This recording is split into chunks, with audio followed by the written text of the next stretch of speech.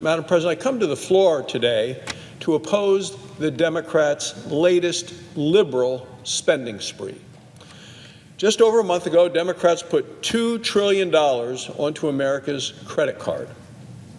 They said it was for coronavirus. That was false advertising, and that's because only one out of every $11 in the $2 trillion being spent was actually going to public health. The bill turned out to be a big payoff to the people who run the Democrat Party, the union bosses, the D.C. bureaucrats, and the bankrupt blue states. Democrats crammed the bill through the Senate with just 50 votes. Democrats haven't even finished their victory lap. Yet at this time, they want another $2.3 trillion. Already told us they're going to cram it through with just 50 votes once again, and once again they're using more false advertising. President Biden calls this an infrastructure bill. Well, that's a new definition of the word infrastructure. Only about $1 out of every $20 would go to roads and bridges. Now, here are just a few other items that the Democrats call infrastructure. $100 billion for so-called workforce development, over $300 billion on housing and upgrading of federal buildings, ones we work in. It includes $100 billion for something called the greening of schools, which, when you go through and see what does that include, it includes making greener lunches. It includes eliminating paper products in the cafeterias and making the cafeteria trays that people use to carry their food, makes each one of those into trays that can be recycled. Madam President, call it what you will, this is not infrastructure. The largest spending part of the bill is $400 billion to expand Medicaid. And the list goes on and on. That's just the tip of the iceberg. Now, some of the spending in the overall bill may have merit. That spending should go through regular order, going through committees and coming to the floor of the Senate for amendments and then votes. But it's still not infrastructure. This isn't an infrastructure bill. Even the White House press secretary admitted it. She said this, she said it is partly infrastructure, partly infrastructure. Now, the bill includes another big payoff to the union bosses, because it forces long-term health care facilities to unionize if they want to receive the funding in the bill, this Medicaid expansion. That would hurt states like Wyoming and others that protect and believe in the right to work. The bill would also hurt Wyoming because of its attack on American energy. Representative Alexandria Ocasio-Cortez has compared the bill to the Green New Deal. One Democrat senator admitted it. He said it's a way of accomplishing many of the goals of the Green New Deal. Out of all the payoffs in the bill, one of the biggest goes to the electric car industry. The bill would spend more money on electric cars than it does on roads, bridges, ports, airports, and waterways combined. An astonishing amount of money. President Biden announced the bill in one of America's greatest energy-producing regions, which is western Pennsylvania.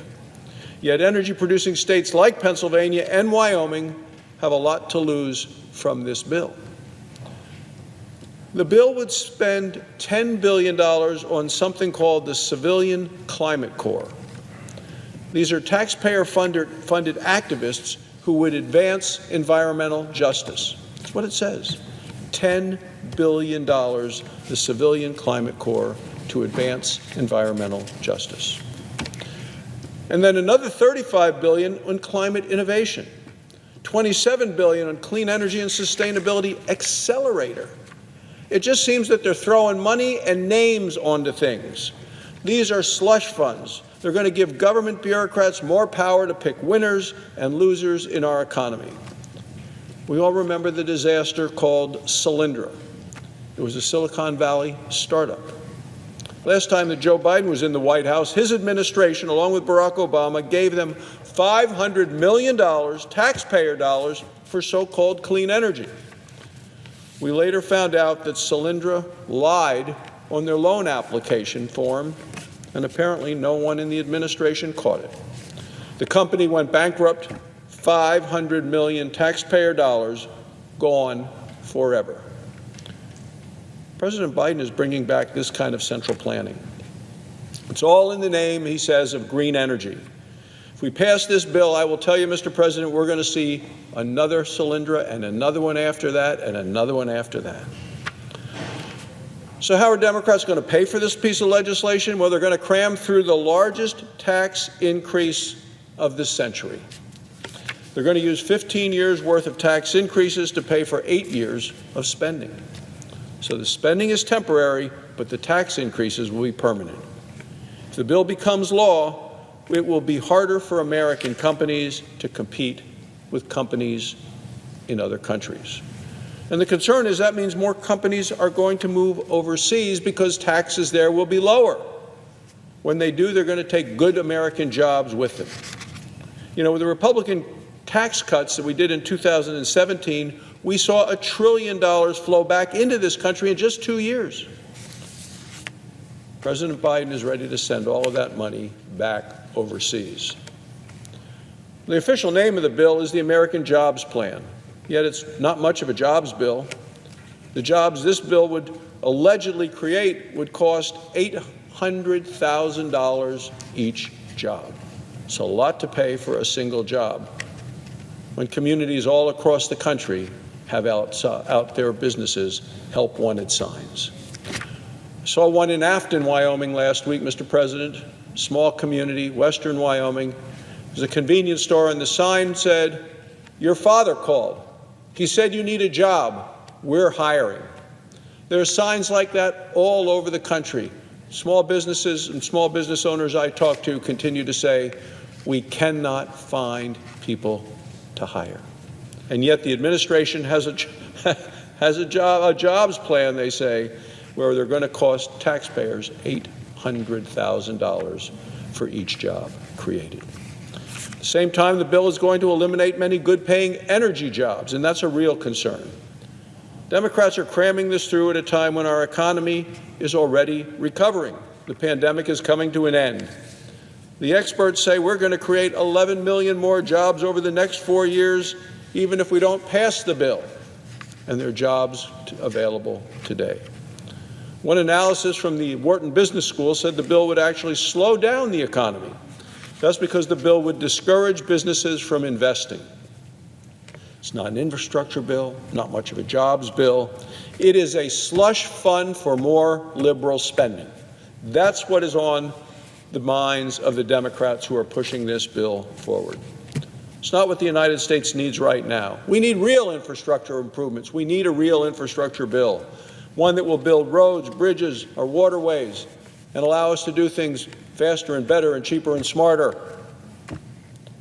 Democrats want to do that. Republicans are ready to support it. Last Congress, I worked with Senator Tom Carper of Delaware on a bipartisan infrastructure bill in the Senate Environment and Public Works Committee. I chaired it last conference. Our bill was so bipartisan that Senator Bernie Sanders voted for it, and so did I. It passed the committee unanimously, 21-0.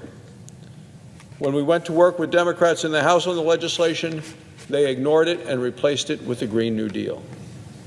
That's what President Biden is doing right now as well. He's ignoring the bill we passed and trying to sneak the Green New Deal into law.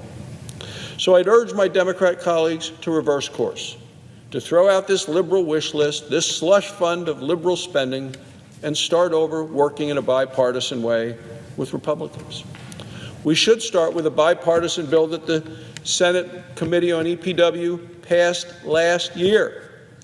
Instead of paying off the unions and the climate activists, let's rebuild our roads and our bridges and do it in a way that works for all Americans.